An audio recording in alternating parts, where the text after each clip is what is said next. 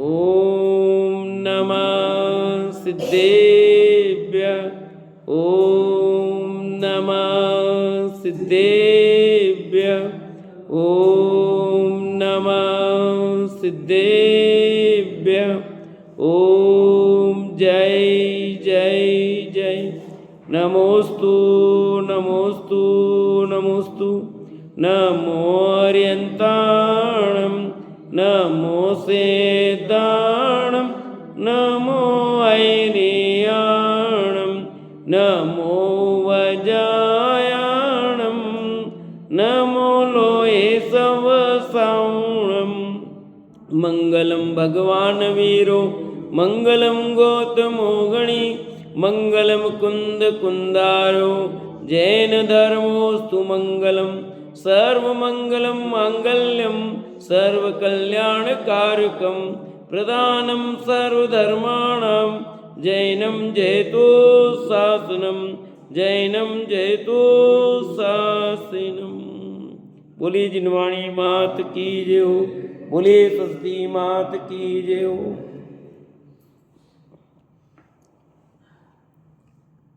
सला का पुरुष ग्रंथ पंडित रत्नाचंद जी भारी विरचित और अपनी चर्चा भगवान पार्श्वनाथ के पूर्व की कहानी चल रही है। कहाँ तक रुकी थी कहानी, कुछ याद है? बोलो कहाँ रुकी थी, बताओ।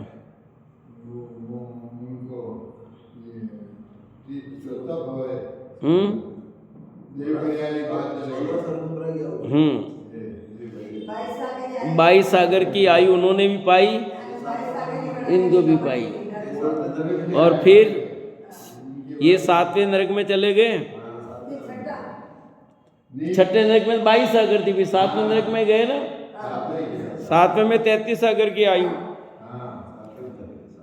चले हैं पढ़ते हैं। गिरवेक के उत्पन्न हुए ऐमिंद्र की आयु 27 सागरोपम थी, और 7वें नरक में उत्पन्न हुए उस कमट के जीव की आयु भी 27 सागरोपम थी। और यहाँ से निकलकर दोनों जीव मनुष्य लोक में फिर मिलेंगे। स्वर्गलोक का आश्चर्यजनक वैभव देखकर वे ऐमिंद्र विचार में पड़ गए और उनको अवधि ज्ञान प्रकट हुआ।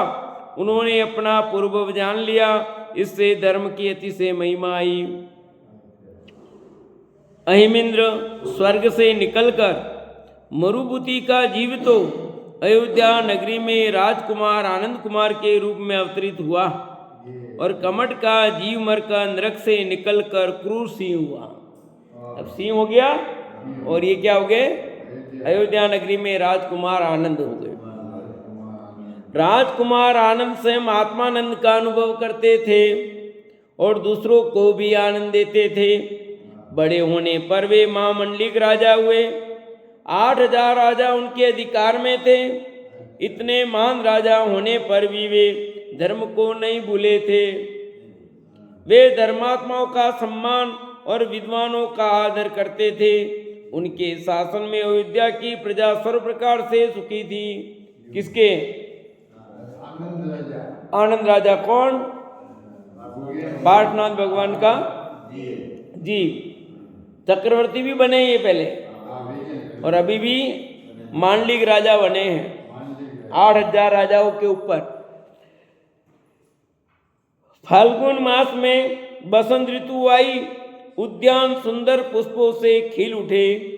धर्मात्माओं के अंतर के उद्यान भी श्रद्धा, ज्ञान एवं आनंद के पुष्पों से खिल उठे। किससे? धर्मात्माओं के उद्यान किससे खिल उठे? सम्यक दर्शन ज्ञान कार्य से।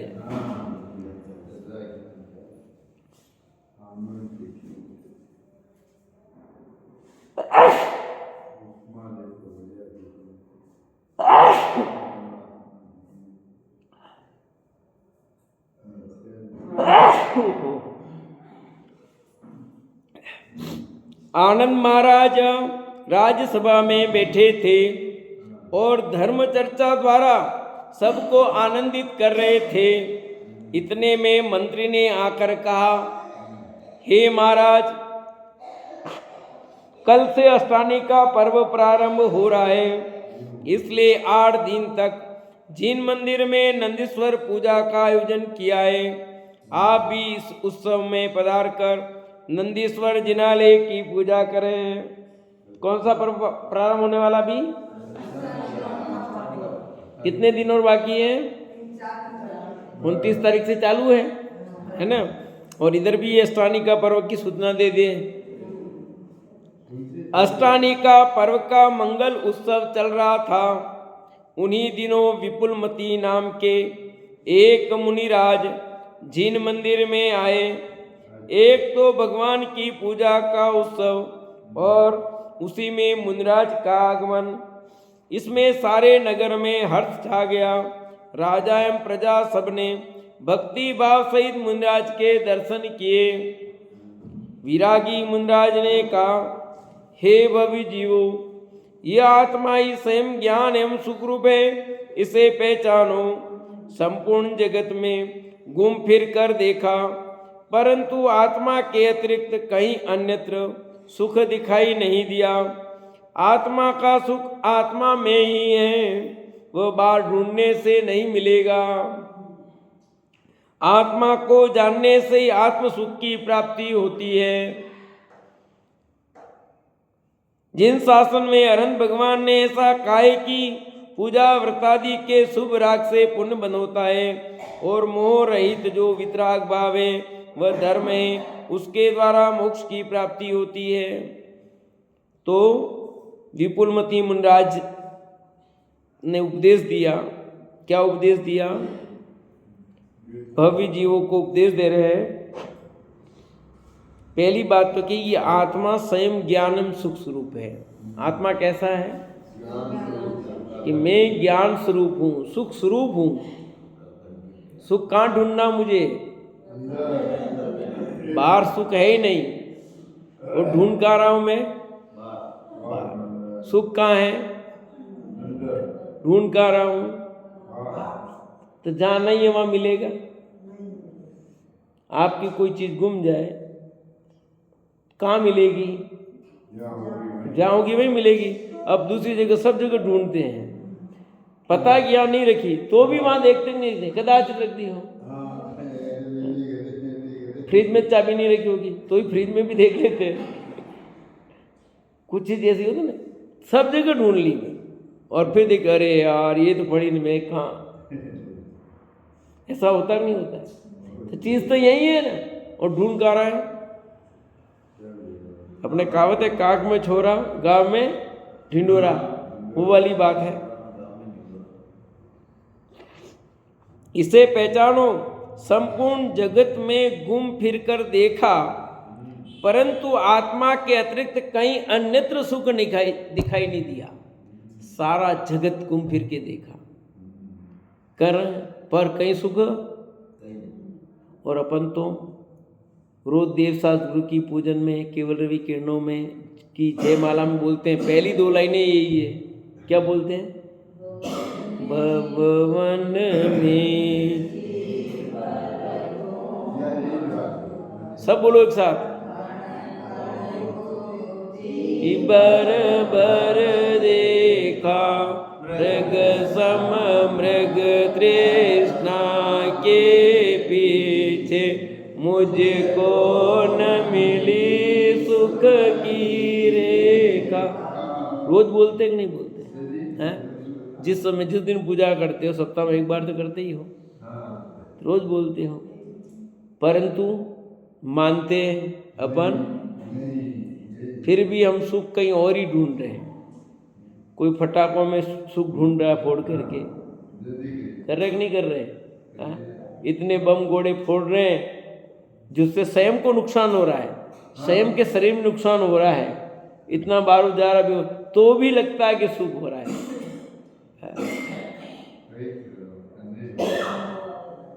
सिगरेट पीता है, साफ लिखा स्वास्थ्य के लिए हानिकारक है, फिर भी क्या मानता उसे?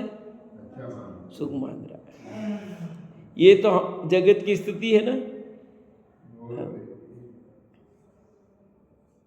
वह बाहर ढूंढने से नहीं मिलेगा। आत्मा का सुख तो आत्मा में ही है, वह बाहर ढूंढने से मिलने वाला ही नहीं है, क्योंकि बाहर है ही नहीं, कहां से मिलेगा? रेत में से तेल निकल सकता है क्या? 12 भवन में एक नहीं है, ब्रज रेत पेले गृथात आवे नहीं। तो रेत को पेलने से न तेल मिलेगा न घी मिलेगा, क्या मिलेगा बताओ? पानी का मंथन करे घी शायद मिले, कितना भी मत लो, क्योंकि पानी में घी नहीं है, कितना भी मत हो, खूब मेहनत कर रहा है, मिलेगा क्या? नहीं मिलेगा। ऐसे सुख बाहर के पदार्थों में कहीं है ही नहीं, तो मिलेगा कहाँ? पर मैं अपनी अज्ञानतावश उन्हीं पदार्थों में सुख ढूंढ रहा हूँ, उनसे प्राप्त करना चाहता हूँ, और वो मिल नहीं रहा है, दुखी हो रहा हूँ। आत्मा को जानने से ही आत्म सुख की प्राप्ति होगी। आत्मा को जानने से ही आत्म सुख की प्राप्ति होगी, इसके अलावा नहीं होगी। देखो, आचार्य कुंद देव ने प्रवचन सार की 80 नंबर की गाथा में लिखा कि मोह क्षय करने का उपाय क्या? जो अनंत को द्रव्य गुण पर्याय से जानता है उसका मोह क्षय को प्राप्त होता है और वही आत्मा को प्राप्त करता है। 81 नंबर की गाथा में गजब बात लिखी उसकी उत्थानिका में आचार्य अमृतचंद देव ने कि मुझे चिंतामणि रत्न की प्राप्ति हो गई है, पर प्रमाद चोर विद्यमान है, इसलिए जागृत रहता हूं। पकड़ी बात? श्रो दीदी, फिर बोल तो बहुत काम मजेदार बात है। जैसे पढ़ा मेरा तो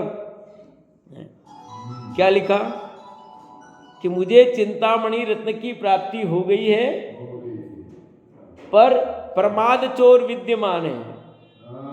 प्रमाद चोर विद्यमान है, इसलिए मैं जागृत रहता हूं।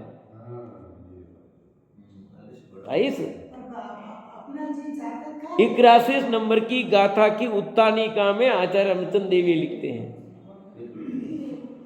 और वही बात आप पूजन में पढ़ते हो 10 लक्षण की।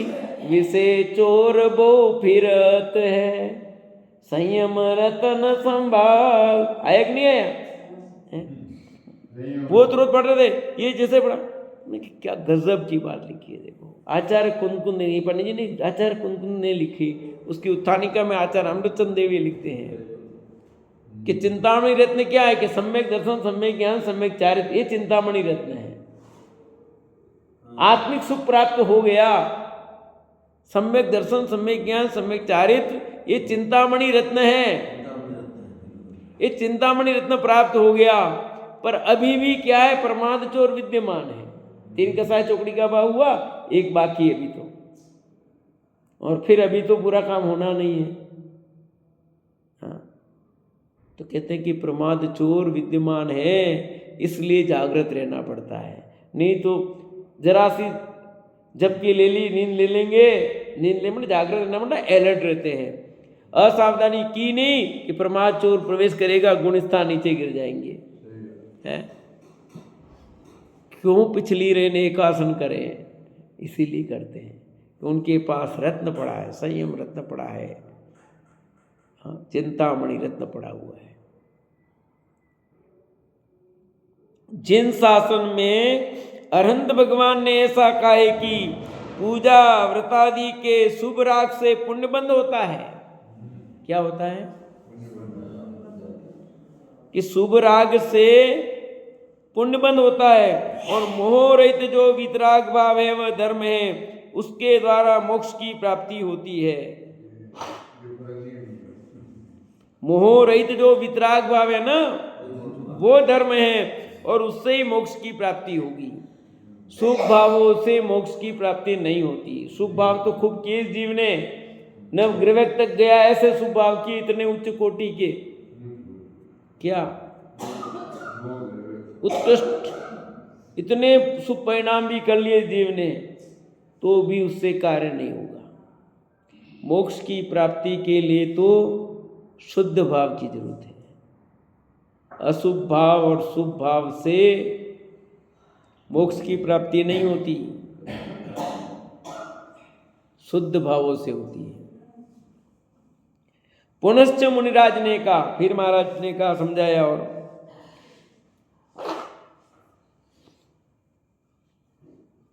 नंदीश्वर द्वीप में 52 शाश्वत जिनालय हैं, उनमें 5616 वितरागी जिनबिंब विराजमान हैं। कितने? क्योंकि एक मंदिर में 108 हैं, तो 108 इंटू 52 करो, कितने आएंगे? 5616 आएंगे कि नहीं? 10,800 होते, 10,800 का अदा कर दो। 5616 वितरागी जिनबिंब विराजमान हैं। ये जिनबिंब आत्मा के शुद्ध स्वरूप के प्रतिबिंब हैं। आत्मा का शुद्ध स्वरूप लक्ष्य में आने पर मोह का नाश होकर सम्यक दर्शन प्राप्त होता है। उस नंदीश्वर द्वीप में मनुष्य नहीं जा सकते। कहां पर नहीं जा सकते? नंदीश्वर द्वीप में मनुष्य नहीं जा सकते। यानी कल वहां विधान हुआ था, वहां बताया था कि मानसोत्तर पर्वत के आगे मनुष्य की सीमा नहीं है, उसके आगे जाने की शक्ति नहीं है। हमें शक्ति सो नाही यहाँ करी स्थापना, कि हम नंदीश्वर द्वीप नहीं जा सकते मनुष्य, तो यहीं स्थापना की, और यहीं स्थापना करके हम भाव से, अपने परिणामों से उन जिन बिंबों की, जिनालय की आराधना करते हैं। दीप की नहीं, नंदीश्वर दीप की नहीं, किसकी करते हैं? जिनालय की, जिन बिंब की। और आत्मा का शुद्ध स्वरूप लक्ष्य में आने पर मोह का नाश होकर सम्यक दर्शन प्राप्त होता है। जब आत्मा का स्वरूप समझ में आ जाएगा तो मोह का नाश हो जाएगा, सम्यक दर्शन प्राप्त हो जाएगा। उस नंदीश्वर द्वीप में मनुष्य नहीं जा सकते, उस नंदीश्वर द्वीप में मनुष्य नहीं जा सकते, वहां देवी जाते हैं। जिस प्रकार आत्मा का शुद्ध स्वभाव शाश्वत अनादि का है, उसी प्रकार उसके प्रतिबिंब रूप में वे वितराग जिन प्रतिमाएं भी शाश्वत अनादि की हैं। जैसे मेरा आत्मा अनादि अनंत है, शाश्वत है, ऐसे उस नंदीश्वर द्वीप में विराजमान जिनालय जिन प्रतिमाएं कैसी है? अनादि से हैं, अनंत काल तक रहेगी, शाश्वत है वो। वहां किसने बनाई नहीं, किसने स्थापना नहीं की, उसकी बोली नहीं लगी। क्या विमल जी, उसकी बोली नहीं लगी वहां पर, न तो छत्र की, न चंपा मंडल की, न और किसी की, न वेदी बनाने की, न किसी की। क्यों? देव ने बनाए कि नहीं? देवो पुनीत भी नहीं है वो। देवो पुनीत तो कृत्रिम हो जाते, फिर वो देवो पुनीत भी नहीं है। द्वारिका नगरी थी देवो पुनीत, पर ये जितने जिनालय हैं वे सब अकृत्रिम हैं। अकृत्रिम का मतलब किसी ने जिसका निर्माण नहीं किया है, अपने आप बने बनाए हैं। ऐसा कैसे हो गया? ऐसे कैसे हो गया? अरे दुनिया में जो भी वस्तु वो क्या है बताओ मेरे को। अरे कुछ तो है कि नहीं? आपने जो भी बनाया है लग रहा है, पर वो चीज तो पहले विद्यमान थी कि नहीं थी? कुछ है नहीं थी, कैसे बनाते बताओ? ये रुमाल बना, मानो इस रुमाल में जो भी पुद्गल परमाणु हैं वो तो अनादि से है कि नहीं है? उनकी रूप चेंज हुआ, पर थे तो पुद्गल परमाणु अनादि से। ऐसे ही दुनिया में कई चीजें अनादि से है, अनंत काल तक रहेगी, उसमें कोई हेरफेर नहीं होता। हेरफेर मतलब परिणमन नहीं होता, ऐसा नहीं। उसमें भी कितने नए पुद्गल परमाणु आ रहे हैं, जा रहे हैं, पर वैसे के वैसे रहते हैं। इसलिए है, समझो कि नहीं? परमाणुओं का तो आने जाने का क्रम वहां पर भी चालू है। आपका शरीर में कितने परमाणु कितने जा रहे हैं, पर आप पहचाने जाते हो वैसे के वैसे। ऐसे ही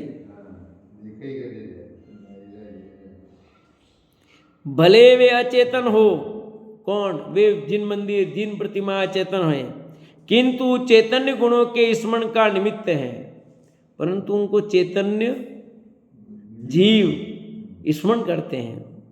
वे मुख जिन प्रतिमा ऐसा उपदेश देती है कि संकल्प विकल्प छोड़कर तुम अपने स्वरूप में स्थिर जाओ।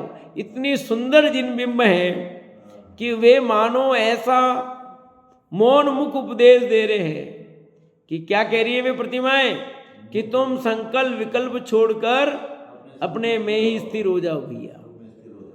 वे मूर्तियां संदेश दे रही हैं। अपने यहाँ भी प्रतिमा क्या कह रही है बताओ?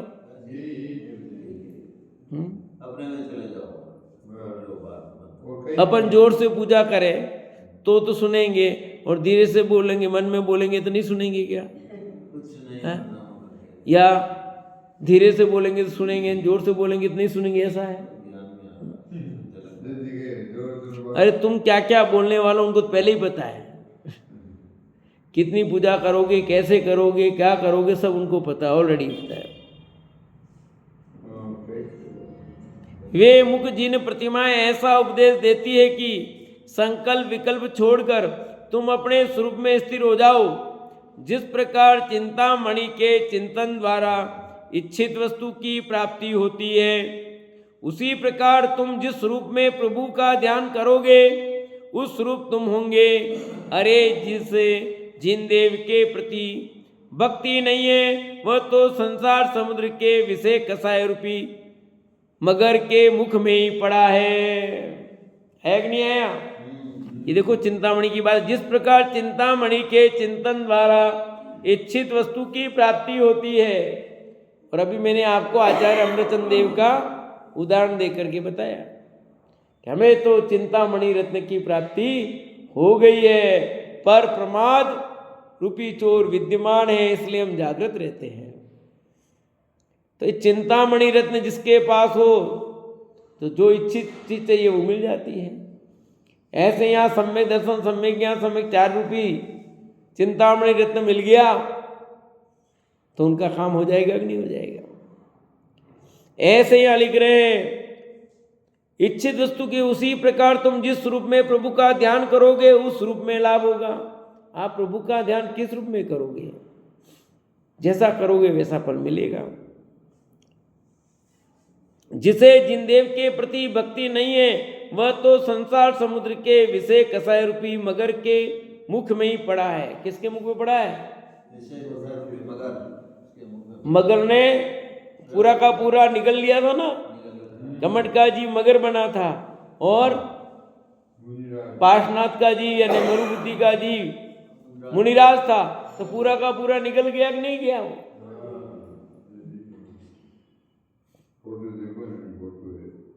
ये देखो भाई घटना है। राजा आनंद को संबोधित हुए मुनिराज ने कहा, राजा कौन है? आनंद। कौन है आनंद? पार्श्वनाथ भगवान का जीव जो राजा आनंद है उनको मुनिराज संबोधित कर रहे हैं। हे राजन, अब आपके दो ही भव शेष है। कितने भव रहे अब? एक देह में जाएंगे देवगति में, और एक मनुष्य आकर के मोक्ष। इस भव में तीर्थंकर प्रगति बांधकर आगामी दूसरे भव में आप भरत क्षेत्र में 23वें तीर्थंकर होंगे और समय शिखर से मोक्ष को प्राप्त करोगे। कहां से मोक्ष प्राप्त करोगे? समय शिखर से मोक्ष प्राप्त करोगे। एक दिन राजा ने अपने सिर में एक श्वेत बाल देखा। किसने? राजा का नाम क्या है? दीपक। पीछे क्या नाम है राजा का? आनंद। आनंद करो। फिर आनंद को संबोधित करते हुए कहा था, एक दिन राजा ने अपने सिर में एक श्वेत बाल, श्वेत माने सफेद बाल देखा और तुरंत ही उनका हृदय वैराग्य रस से भर गया। अपने माथे में कितने सफेद बाल आ गए, पर अपन ने काले कर दिए। है कि नहीं सरोज भाभी? कितने काले करते हैं हम रोज, महीने में एक बार तो करना पड़ता है, नहीं 2 महीने में करते हैं, पर करते थे ही नहीं। ना काले कर रहे हैं, सफेद को काला करने की कोशिश कर रहे हैं, पर वो होते नहीं है। होते हैं क्या? इन बालों की कितनी संभाल करते हैं अपन, हैं? बालों के पीछे लोग पागल हो गए। छोटी कोई लंबी, कोई छोटी, कोई बड़ी। पुरुष देखो तो अपने बालों को कोई कट, कौन सी कट ने कौन सी कहलाती है दीपक? French cut. कौन सी कट ने कौन सी, पागल हो गया है। कुछ नहीं होना है इन बालों से। कितनी बढ़िया चोटी बनाओ, छोटी बनाओ, लंबी बनाओ, इधर से बाल बनाओ, इधर से बनाओ, उधर से बनाओ, किधर से बनाओ, क्या होगा? कहाँ छोड़ दिया है?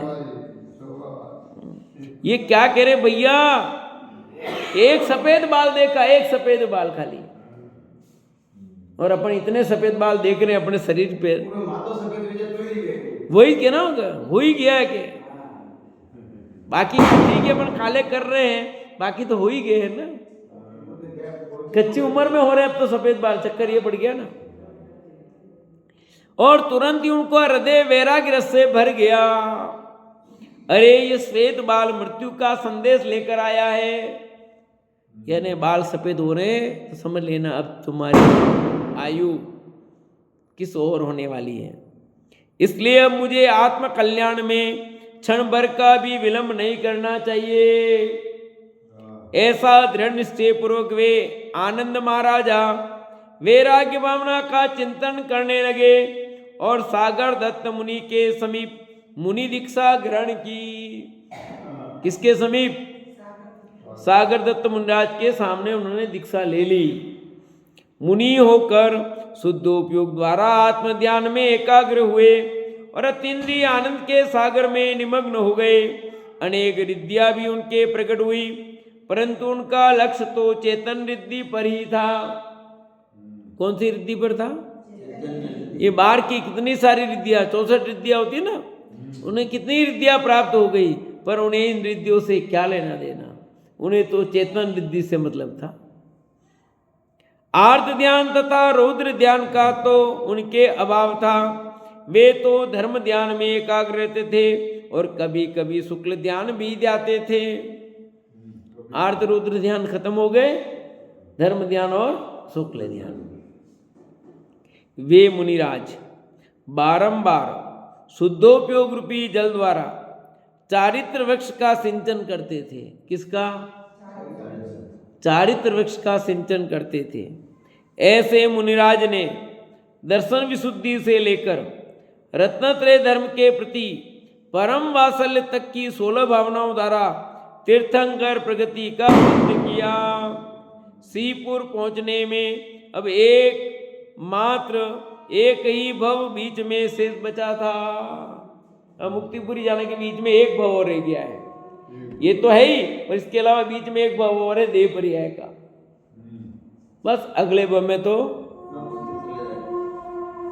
दुख होगा कि आनंद आएगा। बताओ ऐसा आनंद आएगा?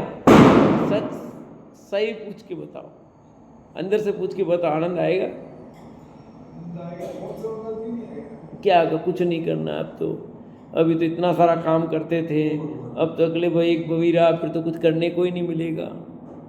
ऊंचा नीचे कुछ नहीं, सारी दुनिया खत्म अपनी, तो सारा चौपट हो जाएगा।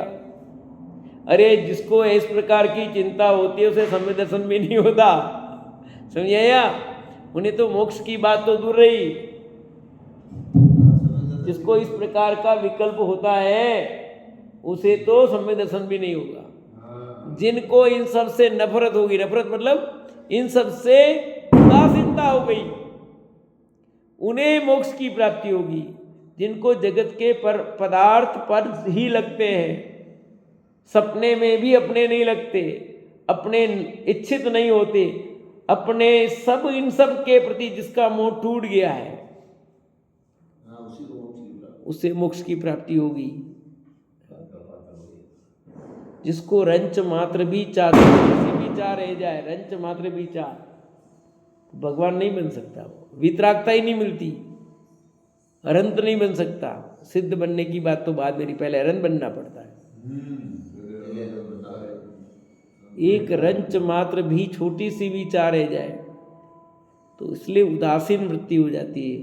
सारे जगत के पदार्थ से उनकी उदासीन वृत्ति है, कोई चाहना नहीं। इतने भी देव में जाएंगे वहां कम भोग मिलेंगे, पर उनको भोगने की भावना नहीं।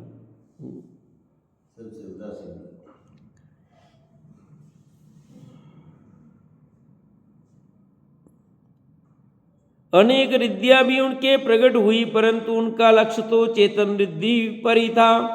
आर्त ध्यान रौद्र ध्यान का तो उनके अभाव था। वे तो धर्म ध्यान में एकाग्र रहते थे और कभी कभी शुक्ल ध्यान भी जाते थे।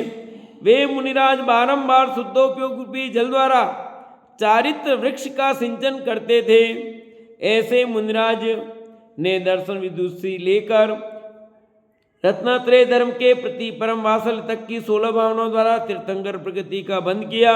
श्रीपुर पहुंचने भव मात्र एक ही भव बीच में शेष बचा था। वे मुनिराज एक बार वन में निष्कंप रूप से ध्यान मग्न थे कि इतने में गर्जना करता हुआ एक सीमा पहुंचा। कौन आया? अरे कौन आया स्वरूप दीदी? अरे कोई आ गया, खा जाएगा ना। एक सिंह आ गया, उसकी भीषण गर्जना से सारा वन कांप उठा। और आप तो कुछ नहीं हुआ, आपके कितने वो है।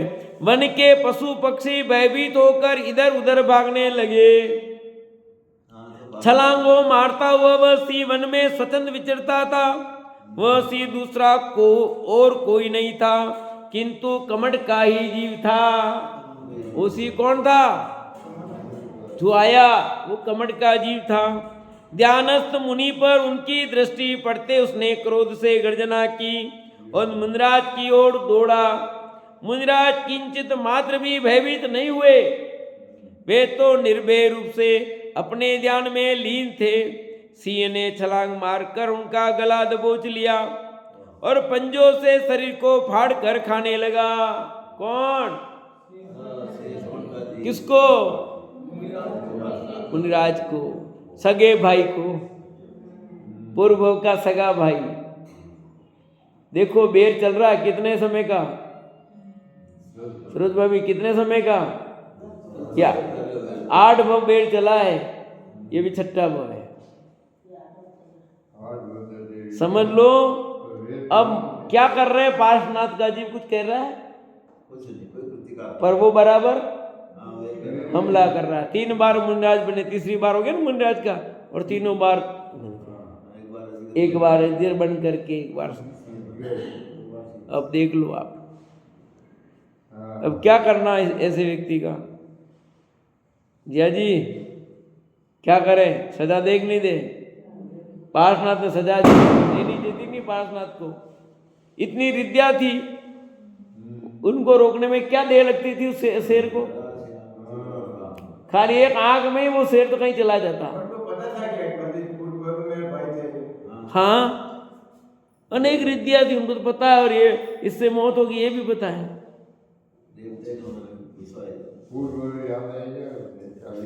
देखो भैया, सब जगत की व्यवस्थाएं सुनिश्चित है। ज्ञानियों की दशा अलग ही होती है, उनका जीवन कुछ निराला ही होता है।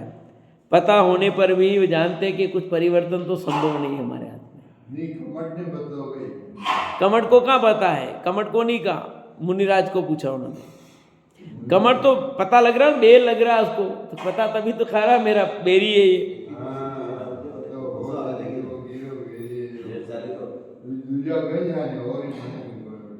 मुनिराज किंचित मात्र भी भयभीत नहीं हुए। वे तो निर्भय रूप से अपने ध्यान में लीन थे। सिंह ने छलांग मारकर उनका गला दबोच लिया और पंजों से शरीर को फाड़कर खाने लगा। वह नहीं जानता था कि मैं जिनके शरीर को खा रहा हूं वे ही मेरे गुरु बनकर इस दुखद संसार में मेरा उद्धार करेंगे। लो, वे मेरे गुरु बनेंगे और मेरा उद्धार करेंगे। मुनिराज आनंद स्वर्ग में इंद्र हुए। सिंह भी क्रूर परिणामों से मरकर पुनः नरक में जा गिरा। उसके नरक में जाना पक्का ही है। और इसका देवपरिया में आनंद स्वर्ग में इंद्र हो गई है। कौन से नंबर का स्वर्ग है आनंद?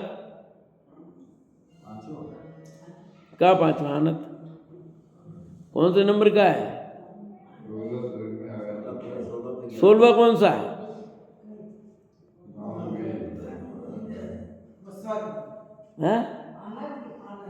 आनंद कौन सा नंबर का स्वर्ग है? 13वां 15वां? हाँ, तो 13वें नंबर का आनत है और 16वां तो अच्युत है स्वर्ग है लास्ट। ठीक है, 13वें आनत। अरे अपन शांति विधान करते हैं उसमें कितना आया, लाइन से आया ना 13वें स्वर्ग में। जब इंद्र की आयु में से 6 माह शेष रहे और वाराणसी नगरी में पार्श्वनाथ की तीर्थंकर रूप में अवतरित होने की तैयारी होने लगी।